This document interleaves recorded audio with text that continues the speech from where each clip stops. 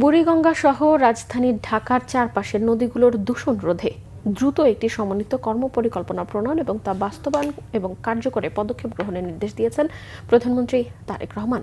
শিল্প কারখানার অপরিশোধিত বর্জ্য নদীতে নিঃসরণ ও অপর্যাপ্ত পয়ঃনিষ্কাশন বন্ধ, ড্রেনেজ ব্যবস্থা ও খালগুলোর নব্যতা হ্রাস এবং কঠিন বর্জ্য ব্যবস্থাপনার জন্য নির্দেশনাও দেওয়া হয়েছে। রিপোর্ট করছেন সিকান্দার রেমান।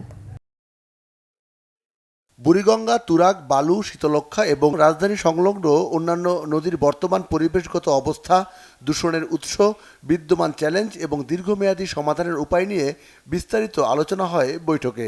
বিশেষ করে শিল্প কলকারখানায় অপরিশোধিত বর্জ্য নদীতে নিঃসরণ, অপর্যাপ্ত পয়ঃনিষ্কাশন ও ড্রেনেজ ব্যবস্থা, খালগুলোর নাব্যতা হ্রাস এবং কঠিন বর্জ্য ব্যবস্থাপনায় দুর্বলতাকে নদী দূষণের প্রধান কারণ হিসেবে চিহ্নিত করা হয়েছে। এরপর পরই প্রধানমন্ত্রী তারেক রহমানের সভাপতিত্বে নদী ও খালপাড় রক্ষায় বিন্না ঘাসের ব্যবহার নিয়ে একটি সভা অনুষ্ঠিত হয় সচিবালয়ের মন্ত্রিপরিষদ বিভাগে। বৈঠকে বুয়েটের উপাচার্য ও পুরকৌশল বিভাগের শিক্ষক ডক্টর মোহাম্মদ শরীফুল ইসলাম দেশের নদী ও খালপাড়ের ভাঙন রোধ, উপকূলীয় বাঁধ সংরক্ষণ, চরাঞ্চল ও হাওরের সড়কের পাশে কংক্রিটের ব্লক ও জিও ব্লকের পরিবর্তে পরিবেশ বান্ধব ও টেকসই বিন্না ঘাস ব্যবহারের উপর একটি প্রতিবেদন উপস্থাপন করেন।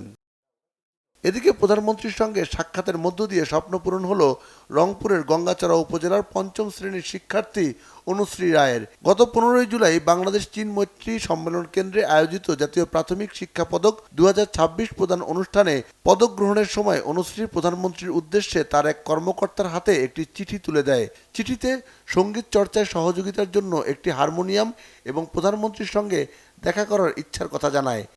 মাননীয় প্রধানমন্ত্রী তারেক রহমান স্যার আমাদেরকে পুরস্কার দিয়েছিল, সেই সময় আমি তাকে একটি চিঠি দিয়েছিলাম। তার হাতে দিতে পারিনি, তবে তার সচিবকে দিয়েছিলাম, পার্সোনাল সচিবকে দিয়েছিলাম। আজকে ওনার সঙ্গে যে কথা বলতে পেরেছি, মানে ওনার যে কথা শুনতে পেরেছি, এটাই আমার কাছে অনেক বড়।